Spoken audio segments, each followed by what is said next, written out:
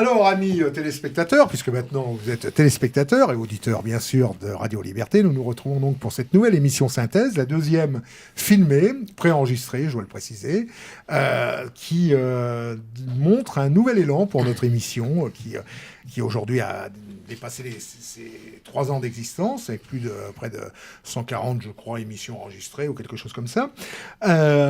Toujours avec la fidèle amitié de Philippe Randa. Bonjour Philippe. Bonjour Roland. Du professeur Pierre Delaubier. Bonjour Roland. Aristide Lecat n'est pas là aujourd'hui parce que, comme je vous l'indiquais, l'émission est préenregistrée et Aristide Lecat habite loin et il subit les effets de...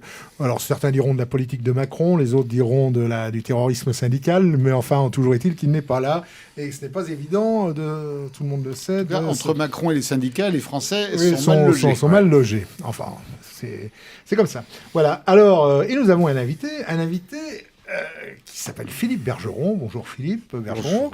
Vous êtes quelqu'un qui s'est intéressé de très près à un personnage qui a marqué le mouvement des idées, enfin, je ne sais pas si on peut dire ça comme ça, qui s'appelle René Guénon, oui. Et dont on parle beaucoup, mais peu de gens savent qui est vraiment René Guénon, ce qu'a dit, ce qu'a pensé René Guénon. Alors on va en parler tout à l'heure, et Philippe Randa, qui connaît bien René Guénon, pourra aussi peut-être vous poser quelques questions là-dessus. Alors ce livre a été édité aux éditions du Alpha, de Alpha, donc des éditions qu'on connaît bien, qui sont très intéressantes, qui dans la collection, dans la collection Hiérophanie, Grande Hiérophanie, oui, dirigée par Michel Gohard de Soulages, qu'on a eu le plaisir de recevoir il y a quelques années, et c'est important parce que de le souligner parce que Michel Gohard de Soulages nous avait parlé de Pondichéry, et je pense qu'on va beaucoup parler de l'Inde.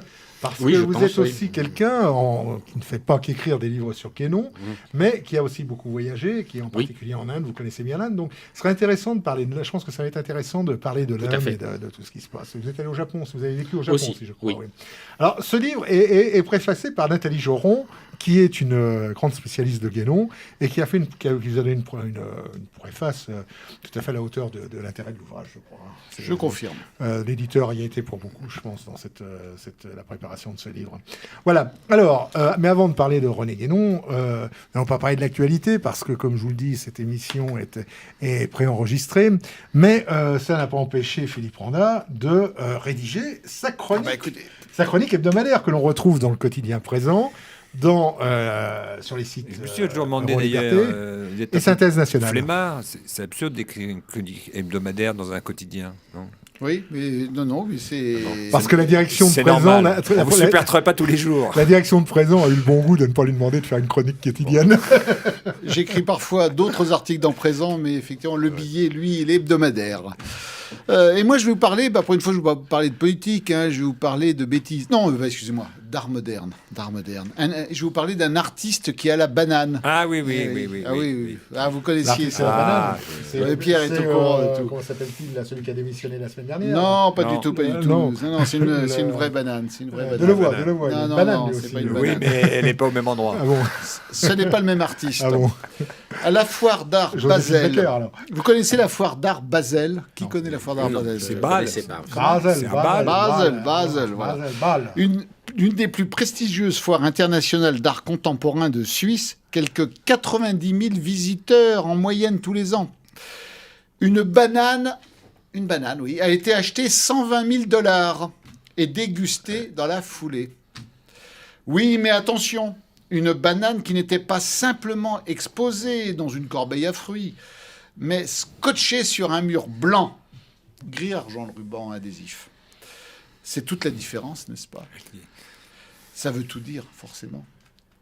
L'œuvre de Maurizio Cattelan était exposée sur le stand de la galerie du Français Emmanuel Perrotin, que je cite, « Une banane pesant environ 200 grammes avec la peau ». Et l'œuvre étant prévue à 5 exemplaires, Perrotin peut espérer peu ou prou vendre la série à $600 000 le kilo. On peut penser qu'il fera grâce aux acheteurs du prix du ruban adhésif, nous apprend Le Monde. Et justement, en parlant de monde, celui de l'art devient-il fou? S'interroge l'homonyme quotidien Vespéral. Pas du tout. La preuve en a été donnée par David Datuna, Autre artiste facétieux, autant que pris d'une petite faim pressante, qui n'a pas hésité à décrocher le fruit hors de prix, mais à portée de main, pour le déguster, au vu et au su d'une assistance quelque peu perplexe, et sans intention aucune de bourse déliée. J'aime les œuvres de Maurizio Cattelan, et j'aime vraiment cette installation. Elle est délicieuse, s'est-il exclamé, prouvant qu'il avait davantage de reconnaissance du ventre que de respect artistique. Que les âmes sensibles, outrées ou étonnées soient rassurées. La banane a été remplacée et l'acte sacrilège commenté avec bienveillance. Relayé par le New York Times, il prolonge le buzz. Le monde de l'art ne devient donc pas si fou que cela si on considère que le buzz est désormais la consécration ultime de certains artistes contemporains. Surtout quand cette consécration est aussi sonnante et trébuchante. C'est que le pire dans tout ça, c'est qu'il y a des gens qui sont admiratifs de cet art-là. C'est ça qui est incroyable. Il y avait une autre œuvre, je ne sais plus laquelle, qui disparaissait, qui s'auto-détruisait après avoir été achetée. Ouais. C'était annoncé à l'avance. Oui, donc des gens déboursaient des centaines de milliers de dollars. Bansky, c'était une surprise. Oui. C'était une surprise. Il ne l'avait pas annoncé. Il ne l'avait pas annoncé pour Bansky. Ah, d'accord. Ouais. C'est juste au moment. Celui qui avait payé il y a eu le coup de marteau. Et généralement, les gens il y a eu le coup de marteau et puis hop, l'œuvre s'est détruite. Et généralement, les gens qui se livrent à ce genre de facéties, comme dirait notre ami Philippe, sont les gens qui donnent des leçons aux autres, qui sont les premiers à critiquer. Je pense quand même qu'il y a quand même quelque chose d'indécent. De très indécent. Ouais, je trouve ça dégueulasse. Pauvres gens. C'est même dégueulasse. Pour les des gens, je ne veux pas faire pleurer Margot, non, mais tout de même, il y a oui, des gens qui triment pour moins d'un millier d'euros par mois. Et là, on se fout un peu de leur gueule. Oui, mais je pense qu'ils s'en fichent complètement de ce genre de choses. Ils ne sont pas dans le même monde, c'est l'hyperclasse. J'ai emmené des élèves visiter une partie du château de Versailles vendredi dernier. Et devant chaque tableau, alors le sac de Napoléon par David, etc., ils disent, ça coûte combien ? C'était la question à laquelle je ne m'attendais pas tellement, et d'ailleurs à laquelle je ne savais pas répondre. Je leur ai dit c'est difficile à estimer, surtout que je crois que celui du château de Versailles est une copie. Mais quand même, c'est un sujet très intéressant. Il y a tout ça, une allure d'escroquerie, etc. Et d'ailleurs, c'est vrai. Ah, c'est pas une escroquerie, c'est au vu aussi. Oui, mais c'est tout sauf une escroquerie. Mais le fait de vendre une banane et tout ça n'a aucun sens, et on ne sait pas pourquoi cette banane-là plutôt que n'importe quelle autre. Surtout qu'on l'a remplacée par. Mais c'est quand même quelque chose de plus sérieux que ça en réalité. Hein. Et je crois que souvent, les gens qui critiquent l'art contemporain essaient de l'attaquer par l'angle du ridicule. Et ils vont échouer, car il n'est pas ridicule. Il est blindé. C'est-à-dire, vous ne pouvez pas... Non, Roland, vous ne pouvez pas le caricaturer. Ce que vient de raconter Philippe, c'est une caricature, mais c'est de la réalité. Et c'est payé des centaines de milliers de dollars. Ouais. Et donc, si vous écriviez un roman pour railler l'art contemporain, vous seriez de toute façon en dessous du réel. Donc, c'est une défense absolument imparable. Mais il y a quand même un message qui est derrière tout ça, parce que sinon, donc les gens se disent, oui, là, ça va trop loin, mais quand même, on n'aime pas être complètement ringard. Moi, je m'en fiche d'être complètement ringard, au contraire. Mais la plupart des gens, ils veulent être un peu dans le coup, donc ils disent quand même Picasso, etc. Et donc, on leur fait mettre dans la rubrique art des choses qui sont de nature très, très différente. Hein, parce que quand vous pensez que Miro et Delacroix sont des peintres, alors que le mot peinture ne veut rien dire. Et c'est ce qu'on veut. C'est-à-dire que ça veut dire, l'idée sous-jacente de l'art contemporain, ça veut dire les formes n'ont aucun sens.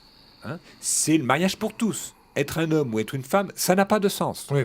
Être une cathédrale ou être une poubelle, ça n'a pas de sens. Il n'y a pas de valeur. Et donc, qui définit les valeurs ? Moi, l'État. Hein, et la majorité, ou l'argent. Mais il n'y a pas de valeur intangible. Et donc, vous êtes à la merci du législateur, voilà.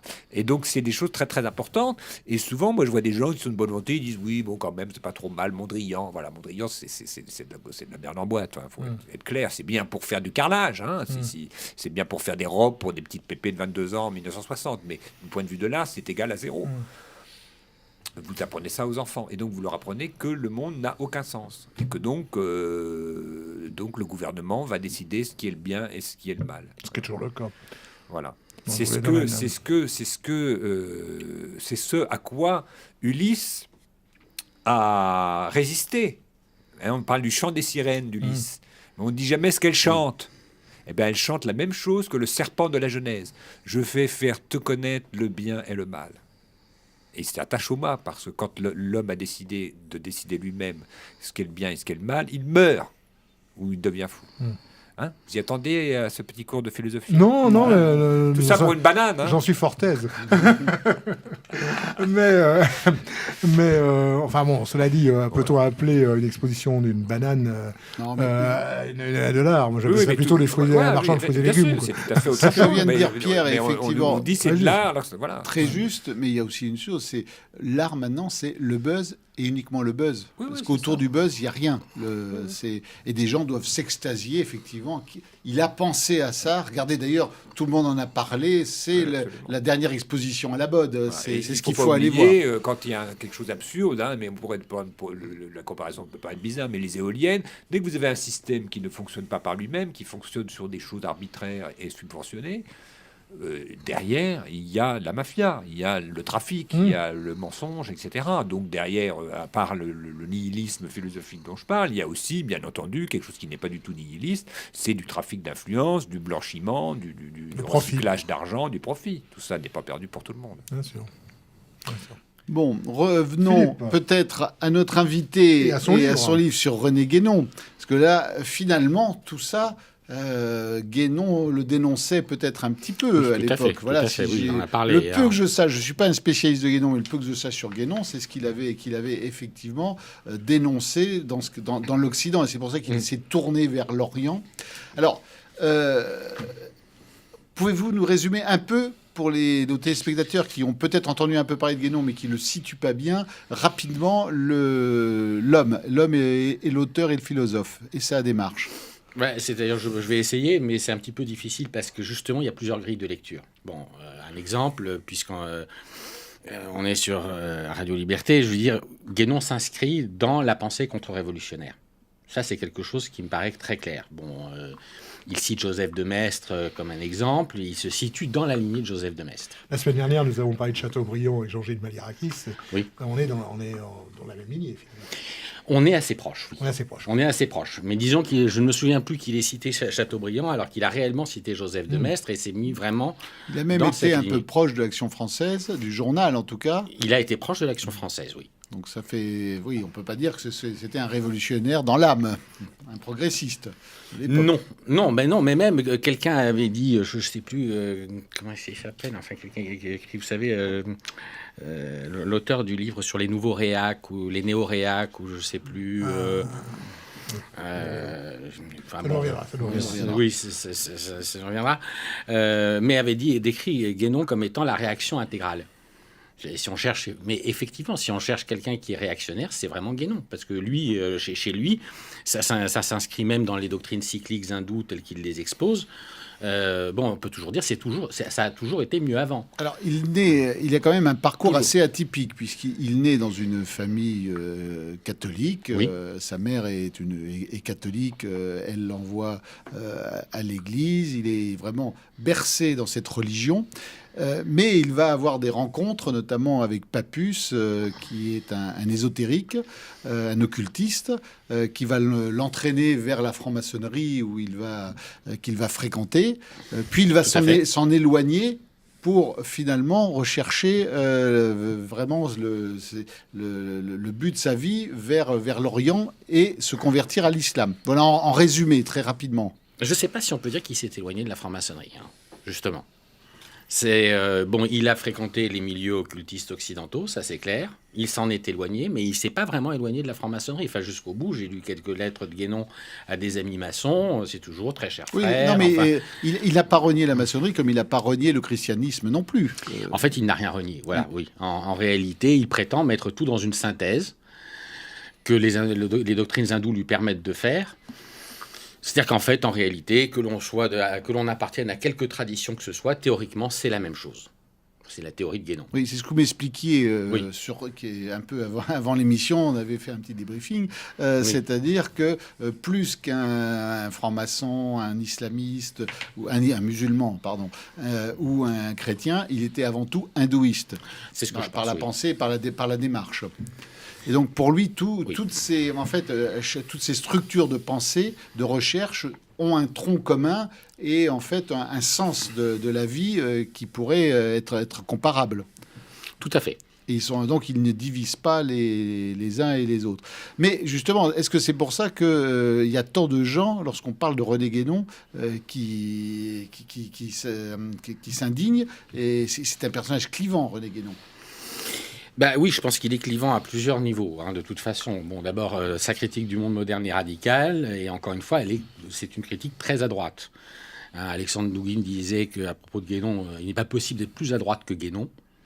Bon, on comprend que dans l'époque du politiquement correct, Guénon dérange. Ça, c'est clair. Ensuite, malgré tout, il y a des gens, même issus de la gauche, qui se sont intéressés à Guénon et qui l'ont suivi à cause des questions de spiritualité.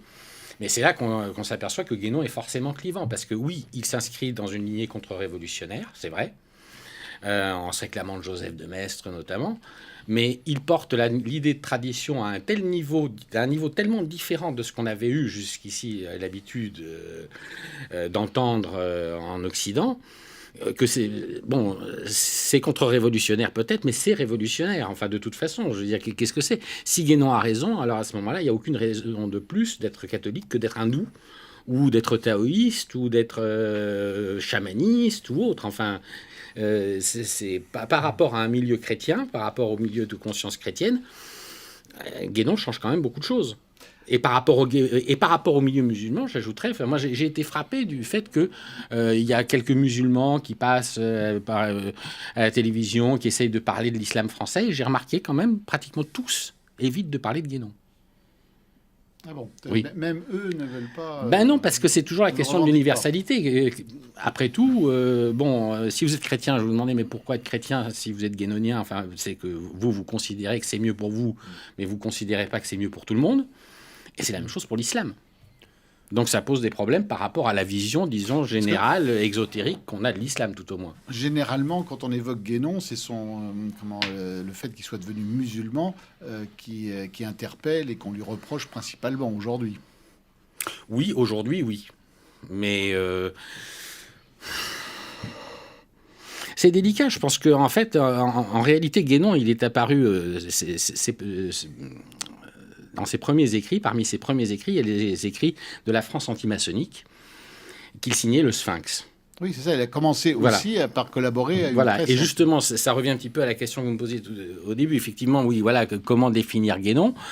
Guénon, je crois qu'il y avait quelqu'un, un opposant à Guénon, qui avait dit justement, mais qui est le Sphinx?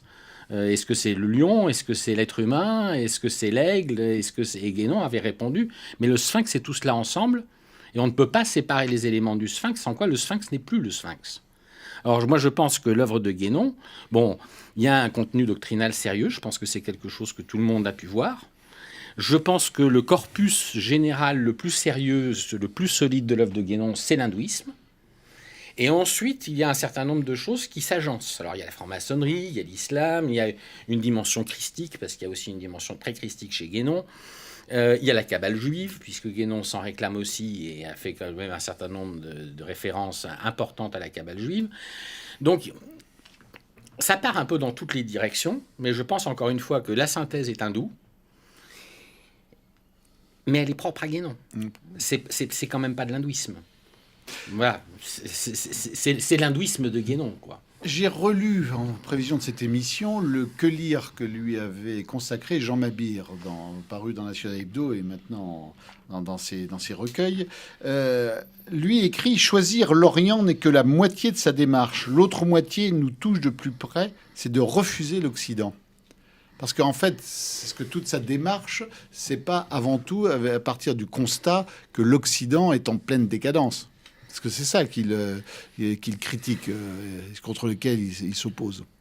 Si, il y a un petit peu de ça. Il y a un petit peu de ça. On est au début du XXe siècle. Voilà, on est au début du XXe siècle. Maintenant, est-ce que c'est un rejet de l'Occident? Je ne sais pas, parce que Guénon s'intéresse quand même à la tradition occidentale. Ça a quand même pour lui beaucoup d'importance. Enfin, le symbolisme occidental, le symbolisme qu'il y a dans les cathédrales, tout ça, ça joue un rôle très important dans l'œuvre de Guénon. Si vous prenez l'ensemble de son œuvre,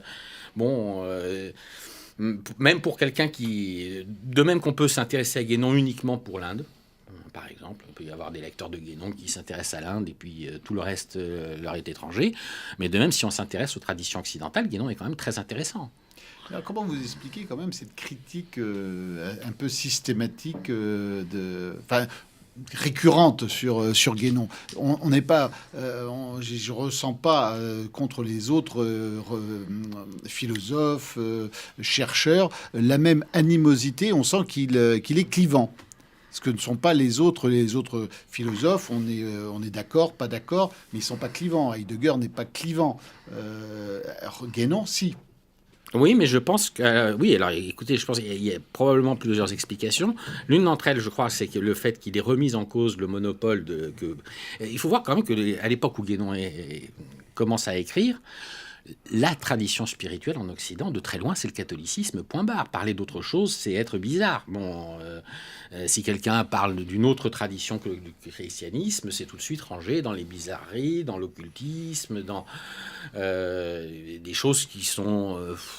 mais qui sont quand même très à la mode à son époque. Oui, qui sont à la mode, mais qui ne sont pas forcément très bien vus par un certain public. Et surtout, qui restent pas vu, mais il y a eu un fort courant de petites élites oui. qui s'intéressent à ça. Huysmans, ça a commencé comme ça, dans le satanisme. Et il a trouvé la foi comme ça, d'ailleurs. Oui, mais là, il ne s'agit pas du tout de satanisme. Guénon a toujours dénoncé le satanisme. Mais lui, il serait plutôt gnostique, quand même. Mystico-gnostiste, non ? Je ne sais pas comment dire. Moi, je pense que c'est quelqu'un qui, quelque part, est un hindou, qui a vraiment adhéré aux doctrines hindoues, et qui ensuite a fait sa propre synthèse, c'est-à-dire son propre syncrétisme, plutôt. Et il n'a jamais été en Inde. Non, il n'a jamais été en Inde. Il a été influencé, il a lu des ouvrages, mais parce qu'en fait, il était en France, et de la France, il est parti ensuite finir sa vie, se remarier en Égypte. Oui, mais on suppose, même si on ne les connaît pas directement, qu'il a eu des maîtres hindous directs. C'est-à-dire qu'il a reçu une transmission directe par des hindous. Et alors, un de ses grands livres, en tout cas qui a interpellé, c'est Le Roi du Monde. Oui. C'est le fameux mythe de l'Agartha. Oui, tout à fait. Donc, vous pouvez nous en parler plus directement ? Écoutez, c'est un petit peu délicat parce que c'est un sujet qui est mystérieux par excellence. Disons que, disons que dans l'œuvre de Guénon, je me souviens d'avoir vu cette remarque de quelqu'un qui disait qu'il avait lu Guénon, puis qu'au début, il adhérait plus ou moins à ce que disait Guénon, et puis qu'il s'était arrêté au Roi du Monde, parce que là, c'était juste une question à un acte de foi. Et c'est vrai que, en général, quand Guénon nous parle de doctrine de l'Orient, on peut se référer quand même à ce que les auteurs orientaux ont écrit directement. Bon, est-ce que Guénon nous parle de Shankaracharya ? Oui, mais d'accord, mais enfin, on peut lire l'œuvre de Shankaracharya et vérifier que Guénon a été relativement fidèle à cette œuvre, par exemple. Quand Guénon nous parle de symbolisme maçonnique, là aussi, c'est intéressant, mais il y a des sources écrites. Quand il parle de l'Agartha, il y a Saint-Yves d'Elvèdre, il y a Ossendowski, il y a essentiellement ces deux témoignages, mais c'est tout. Alors, l'Agartha, je le répète pour les téléspectateurs qui ne seraient pas très versés dans ce mythe, c'est un endroit secret où vivrait... Une cité secrète, je crois. Une cité secrète où vivrait le roi du monde qui dirigerait le monde. Alors, pas comme un dirigeant, comme un dictateur qui voudrait envahir ou dominer pour des raisons personnelles. Non, pas du tout. C'est très spirituel, mais c'est lui qui dirigerait la grande évolution du monde, quoi. Oui. Voilà, il ne s'occupe pas des querelles politiciennes ou humaines. Et donc, ce mythe, c'est pas Guénon qui l'a créé. C'est un mythe qui fascine évidemment beaucoup de gens.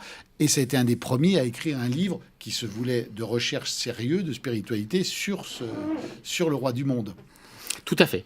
Tout à fait. Et lui a situé à peu près parce que d'après ce qu'on peut en dire, c'est que pour lui, le roi du monde, en fait, c'est chacun de soi. Il y a chacun de soi s'il trouve la voie vers une certaine spiritualité.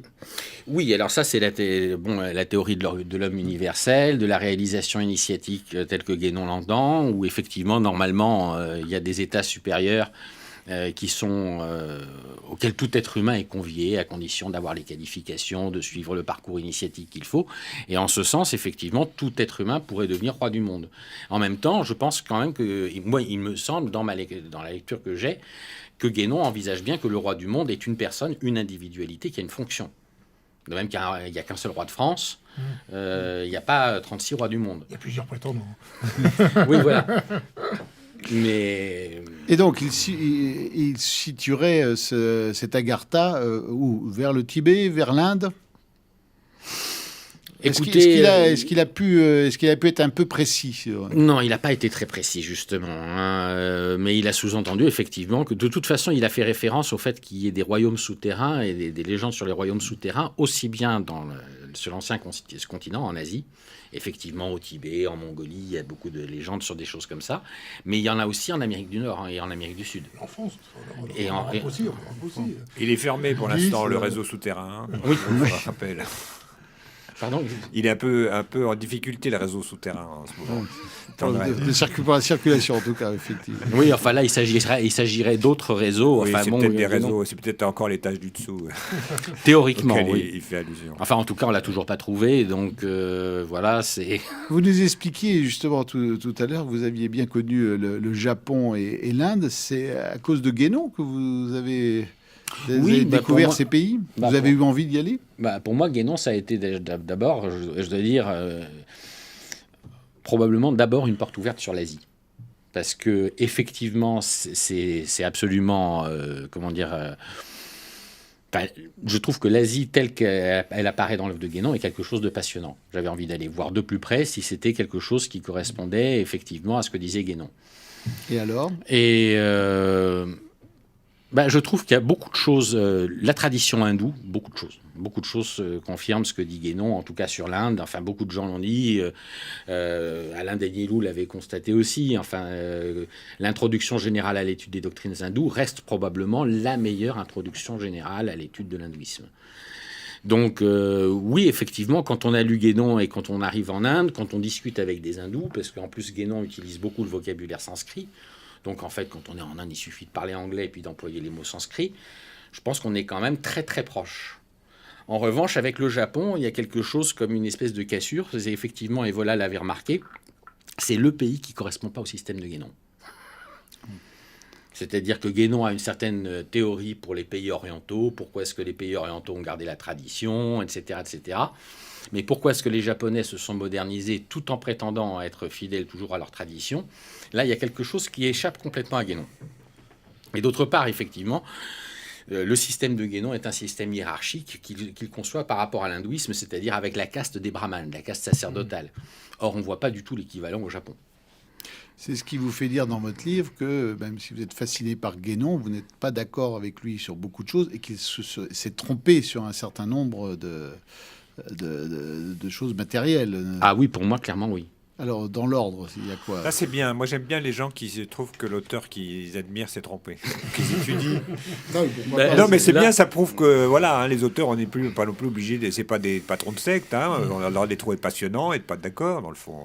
Oui, sinon ça devient une idole. Il y a plusieurs étages, il y a ce qu'ils disent, leur démarche, la façon dont ils recherchent la vérité ou l'information. Cher professeur, il ne vous a pas échappé depuis les 130 émissions, 140, je ne sais plus combien, nous avons fait ensemble ici, que autour de cette table, c'était une assemblée d'esprit libre. Mais absolument. Voilà. Non, mais c'est vrai que c'est aussi bien, c'est ce qui est intéressant, c'est qu'il y a une distance même entre les passionnés d'un auteur et l'auteur lui-même, quoi. Oui, ce qui est un petit peu difficile souvent pour Guénon, parce qu'il faut vérifier sur place pour beaucoup de choses. Bon, je sais pas. Enfin, en tout cas, moi, j'ai éprouvé vraiment le besoin de vérifier parce que je trouve qu'on peut pas comme ça signer un chèque en blanc à quelqu'un qui nous annonce des choses qui sont formidables. Mais enfin, bon, effectivement, l'Agartha, est-ce que ça existe? Bon, je crois que personne n'est très avancé là-dessus. Au-delà de, oui. Excusez-moi, au-delà de Guénon, vous avez beaucoup habité. Enfin, vous avez même habité en Inde. Vous connaissez bien la République indienne, donc. Est-ce qu'on pourrait peut-être dévier un petit peu du sujet initial qui est celui de votre livre pour parler un peu de l'Inde? Parce que de l'Inde, on en parle beaucoup en ce moment. L'Inde qui, je dirais, jusqu'à présent, avait un capital de sympathie de la part de toute la bobocratie mondiale.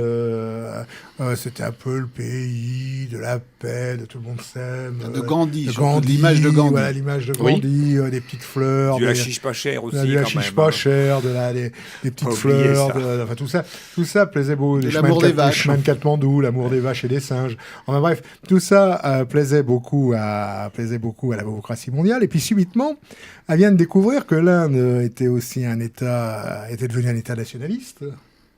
le nationalisme, en tout cas, est devenu la doctrine. Est-ce que vous pouvez nous parler un petit peu de l'évolution de l'Inde ces dernières années? Puissance économique et militaire. Puissance économique de premier plan maintenant, et qui entend garder sa place et la défendre, et même la en gagner une plus importante. Je pense que, ça ne nous éloigne pas complètement du sujet de Guénon, dans le sens où, bien sûr. Si on prend l'idée de tradition telle que Guénon l'entend, tradition primordiale qui intègre toute chose, etc., le schéma de Guénon colle avec l'Inde. D'aujourd'hui. Il colle avec la Chine. Il y a des nuances avec le communisme, et Guénon en a parlé. Il colle avec Israël, avec le peuple juif. Mais toutes les autres traditions sont plus récentes par rapport à l'œuvre de Guénon. Par rapport à l'humanité, d'ailleurs. Donc, de toute façon, on est quand même avec l'Inde, avec une des plus anciennes civilisations. Moi, je pense qu'effectivement, les développements qui se passent en Inde aujourd'hui sont vraiment liés à la civilisation hindoue telle qu'elle a toujours été. Par exemple, l'idée de la Bhagavad Gita, c'est que chacun doit suivre sa propre loi, et que tout être doit suivre sa propre loi, et il vaut mieux suivre sa propre loi imparfaitement que de suivre la loi d'un autre, même à la perfection. Oui. Donc c'est la négation du prosélytisme. Il n'y a pas plus identitaire comme affirmation. Donc l'Inde est profondément identitaire. Alors, c'est Gandhi, oui, d'accord, mais disons que tendre l'autre joue, c'est pas vraiment... Non, il n'y a pas que Gandhi. Même Gandhi, aujourd'hui, les héritiers de Gandhi, en tout cas, aujourd'hui, sont un peu marginalisés. Le parti au pouvoir n'est plus le parti du Congrès, le parti de Gandhi. Le parti du Congrès est un petit peu sur la touche, là.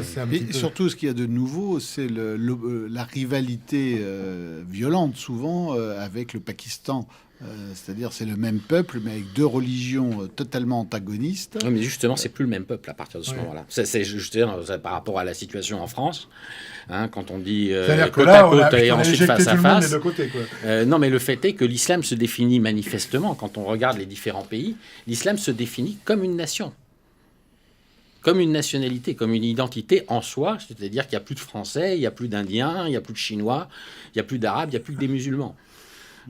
Donc, cette rivalité entre l'Inde et le Pakistan, c'est depuis le départ. Mais enfin bon, c'est assez logique quand on pense que l'Inde a subi les invasions musulmanes qui ont été à l'origine... Vous parliez d'ailleurs de véritables génocides. Oui. On estime à 80 millions le nombre d'hindous exterminés par les musulmans. Ça serait quand même... Sans parler des chrétiens. Sans parler des chrétiens. Sur quelle époque à peu près? Depuis les premières invasions. Depuis les premières invasions jusqu'à... Et en fait, ça a arrêté lorsqu'il y a eu la création du Pakistan et de l'Inde, de la séparation des deux pays maintenant, puisque ce sont deux pays distincts. Je pense que c'est la colonisation anglaise qui a mis fin à la conquête musulmane, surtout. Ouais. Et puis après, indépendance démocratique arrivant, c'était quand même les hindous majoritaires et les musulmans ont refusé de se plier à un État majoritairement hindou. Enfin, les musulmans, ceux qui ont choisi le Pakistan ou le Bangladesh. Et la vie alors en Inde aujourd'hui, par rapport à la tradition évoquée par Guénon, est-ce qu'il y a des rapports qu'on peut faire ou pas ? Moi je pense que oui, clairement. Je pense que si on part de l'idée que Guénon se fait de la tradition et qu'on arrive en Inde, on est très vite chez soi. Enfin, je veux dire, on arrive très... Ce fameux système des castes qui est propre à l'Inde, ça rentre dans le schéma de pensée de Guénon. Complètement, puisque Guénon... Alors pour Guénon, justement, tout être appartient à une caste, quoi qu'il arrive, et le système des castes est universel. Ça fait partie de sa théorie. On se demande pourquoi il peut partir en Inde. Tout le monde se pose la question. Tout existait là-bas pour lui... Tout le monde se pose la question. Je veux dire, écoutez, moi je sais pas, je me souviens d'une discussion sur Internet où il y avait une jeune femme qui avait fait cette remarque. Pourquoi est-ce que Guénon a choisi finalement l'islam et pas l'hindouisme ? Et cette jeune femme disait que c'était peut-être parce que Guénon avait un certain côté guerrier et qu'il aimait le côté guerrier de l'islam. C'est tout. Je pense que Guénon voulait en découdre avec le monde moderne et que le côté guerrier de l'islam lui plaisait bien. Mais sinon, la tradition par excellence pour Guénon, ça reste l'hindouisme. Et en Inde, la pensée de Guénon est présente ou pas ? Pas du tout. Il est totalement inconnu là-bas. Complètement inconnu, d'après ce que j'ai pu voir. Et pourtant, c'est un chercheur qui aurait dû les intéresser, les interpeller. Non, mais les hindous n'ont pas accroché, quoi. Il y a certains, par exemple, des amis de Guénon comme Ananda Kumaraswamy, des gens comme Alain Danielou, sont publiés en Inde, sont connus, enfin au moins dans les bibliothèques, dans les librairies anglophones, on trouve Nanda Coomaraswamy, on trouve Danielou, mais Guénon pratiquement pas, quoi. Alors, du coup, l'influence de Guénon, c'est en France, il y a des Guénoniens. En Italie, beaucoup. En Italie, beaucoup. En Italie, beaucoup. Dans les pays anglo-saxons, il est connu ou pas? Assez peu. Dans les pays anglo-saxons, c'est plutôt l'œuvre de Chion, apparemment, qui a eu du succès. Et puis, sinon, maintenant en Russie, avec Alexandre Douguin aussi, on peut dire. Voilà, en Russie, en Roumanie aussi. Il y a beaucoup de Guénoniens en Roumanie. Douguin, qui est l'homme qui a sur la promotion du concept de l'Eurasie, c'est ça? Oui. Ouais. Et quel est le... Enfin, bon, si le lien, on l'imagine facilement en vous écoutant, mais l'influence de Guénon, justement, sur l'Eurasie, sur le concept d'Eurasie, je pense que le truc, c'est que vous avez la Russie est confrontée, elle aussi, mais d'une manière, qui date depuis son origine, au fait d'être une société multiculturelle, où il y a plusieurs civilisations. Et c'est vrai que l'hypothèse de Guénon, selon laquelle, finalement, il n'y a qu'une seule tradition, mais sous différentes formes, etc., son universalisme permet, a priori... c'était plus ou moins d'ailleurs l'idée de Guénon, l'idée d'arriver à un accord sur les principes entre toutes les personnes, quelle que soit leur religion. Donc pour faire la paix entre, disons, chrétiens, musulmans, bouddhistes, etc. en Russie, je pense qu'Alexandre Douguin a vu dans l'œuvre de Guénon une œuvre qui est tout à fait... qui va dans cette perspective. Mais là, même s'il voit des choses communes et un fil rouge, évidemment, il est aux antipodes d'une melting pot, que ce soit au niveau religion. Il ne veut pas absolument imposer une seule religion, un seul peuple. Il est tout à fait contre l'idée moderne qui est venue après lui de village mondial, de village planétaire. Ah oui, pour lui, c'est... Avant tout, chaque peuple, chaque race et chaque religion a une identité propre et doit le rester. Tout à fait. Évidemment, c'est aux antipodes de la bien-pensance d'aujourd'hui. Oui, mais c'est aussi aux antipodes du christianisme tel qu'il a été conçu de manière prosélyte par la majorité des gens. Et universel. Et c'est aussi aux antipodes de l'islam tel qu'il a été conçu par la majorité des gens. C'est-à-dire que c'est pour ça que je vous disais, j'ai été frappé du fait que parmi les gens qui représentent l'islam de France, il n'y en ait pas qui citent Guénon. Parce que c'est quand même un intellectuel français remarquable, influent et qui s'est converti à l'islam, j'en vois pas beaucoup. Mais aussi, quelque part, pour je ne sais pas quelle raison, marqué du sceau tout ce qui n'est pas dans l'air du temps, on va dire. Voilà. Oui, tout à fait. Je pense qu'on peut trouver quand même des raisons un petit peu à ça. C'est que, là, on parle de l'hindouisme, on ne parle pas du bouddhisme aussi d'ailleurs, de l'islam et du christianisme. Mais en réalité, ce sont trois choses qu'on appelle des religions, mais qui ne se ressemblent pas tellement. Elles paraissent se ressembler. Oui, mais en fait, elles ne se ressemblent pas. Ah non, mais le taoïsme... On se trompe, c'est-à-dire que le Coran, si on le lit en pensant que c'est l'évangile, ou si on lit l'évangile en pensant que c'est le Coran, on ne peut rien comprendre. Le Bhagavad Gita non plus. Donc, moi, c'est ça qui me gêne un petit peu dans cette approche. Parce que si vous défendez l'identité, mais que vous finissez musulman, on ne sait pas trop où on va. Moi, j'aime bien savoir où on va. Mais je voudrais quand même signaler le petit point commun qu'il y a entre René Guénon et Joseph de Maistre, qui n'est pas si petit que ça. C'est que d'abord, Joseph de Maistre, lui aussi, est franc-maçon. Oui, tout à fait. Et que Joseph de Maistre fait cette remarque, lui, dans la perspective catholique, donc il a renié la franc-maçonnerie, mais il la connaît bien. Il a été un peu influencé quand même dans sa jeunesse par ça. Et il dit, il y a des gens qui disent, en fait, les religions se ressemblent. Voilà. Et il dit, bien sûr, elles se ressemblent, puisqu'il n'y a qu'un Dieu. Donc il y en a qui se trompent, mais tout en se trompant, il y a bien des... C'est comme quand vous... Je ne sais pas si c'est lui, j'ai cru croiser un tel... Bon, il y a quand même des éléments qui doivent lui ressembler, si vous voulez. Si vous cherchez Gargamel, si vous voyez le grand Schtroumpf, vous n'allez pas les confondre. Donc il y a forcément des ressemblances. Et donc lui il dit, toutes les vérités manquées qu'on trouve dans les autres religions sur le christianisme prouvent la vérité du christianisme. Elles s'en rapprochent. D'ailleurs, vous voyez, le zoroastrisme, c'est une religion, c'était un dieu unique, créateur du ciel et de la terre, et qui est bon et qui combat le mal, aidé par des génies, des bons génies contre des démons. On se croirait dans le christianisme. Sauf qu'il n'y a pas le Christ. Mais, et donc, ouais, il y a des petites confusions, et du coup, je pense que quand on réduit ces trois religions à leur sagesse, on aboutit à une certaine confusion.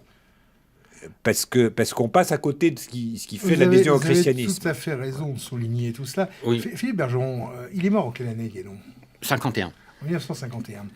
À cette époque-là, la France et l'Europe, même la chrétienté, on va dire, n'étaient pas forcément confrontés au même problème que celui d'aujourd'hui.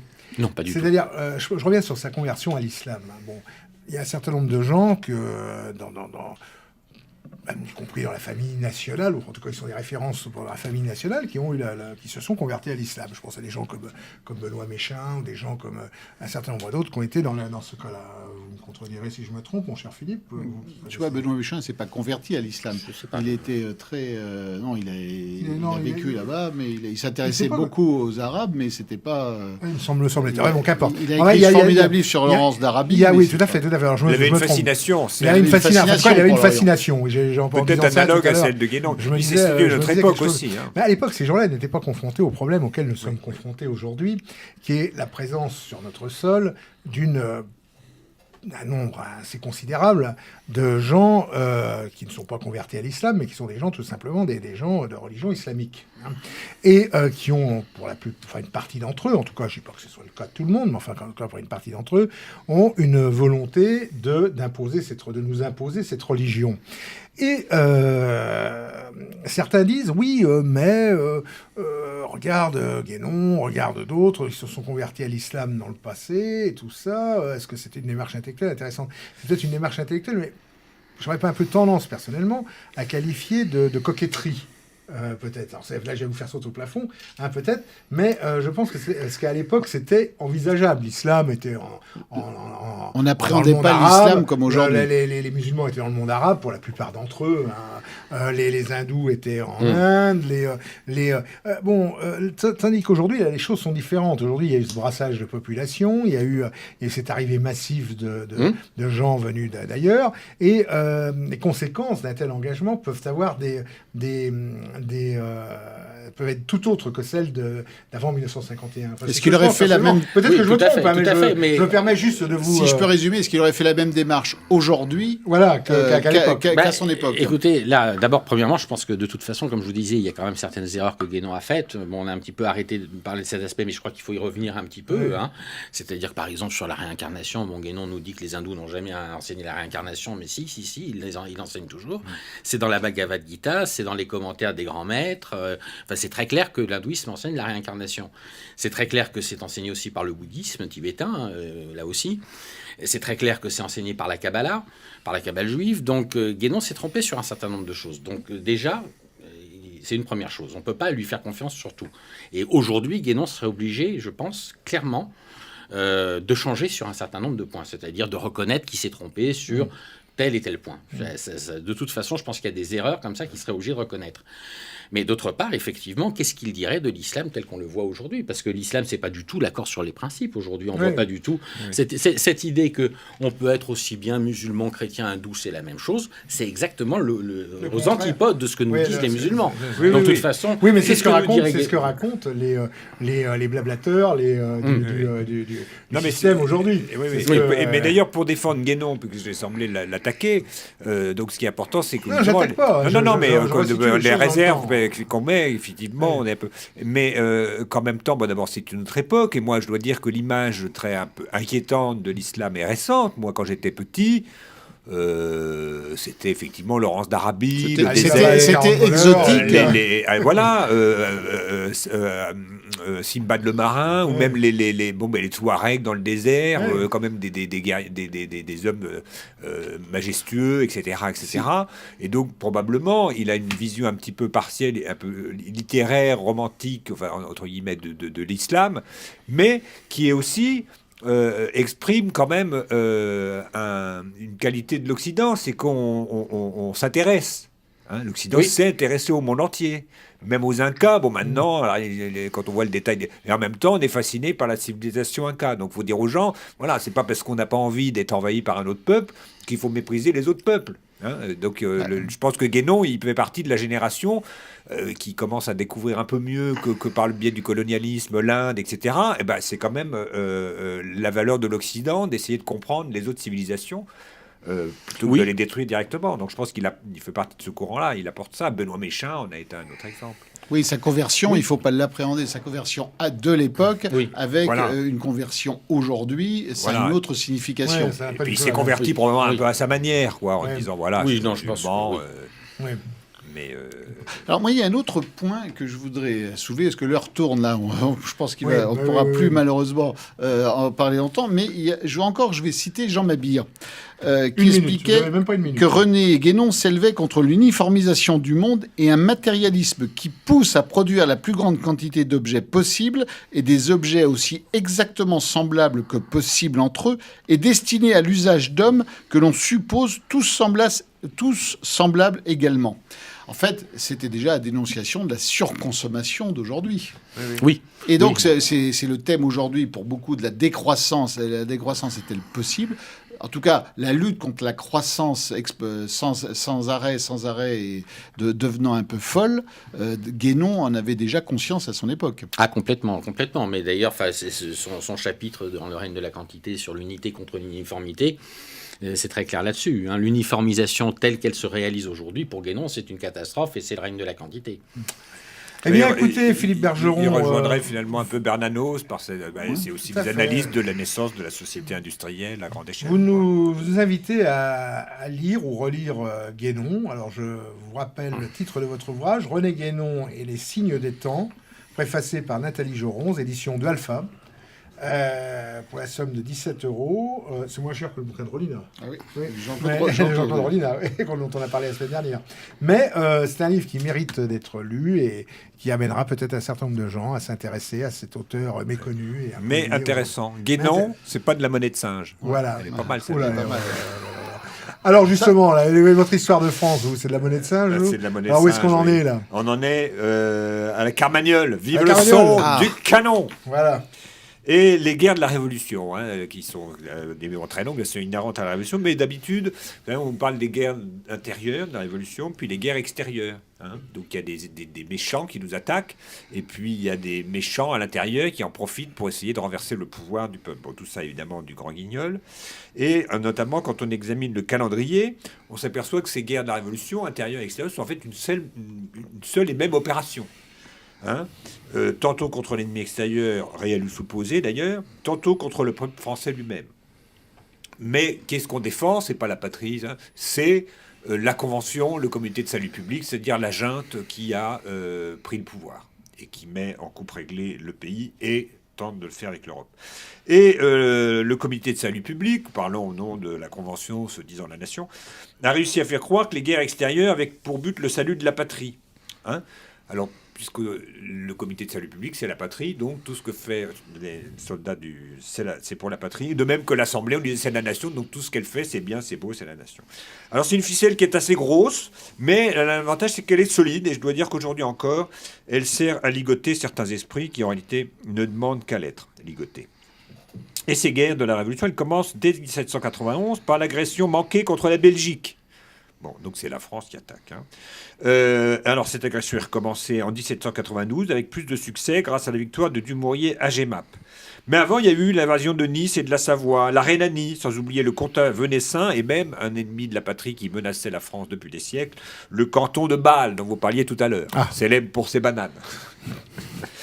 Et tous ces territoires furent annexés en vertu de l'hilarante ou désolante, comme on voudra, théorie des frontières naturelles, qui avait été imaginé par Richelieu, pour justifier d'ailleurs des entreprises belliqueuses qui ne seillaient guère au costume qu'ils portaient.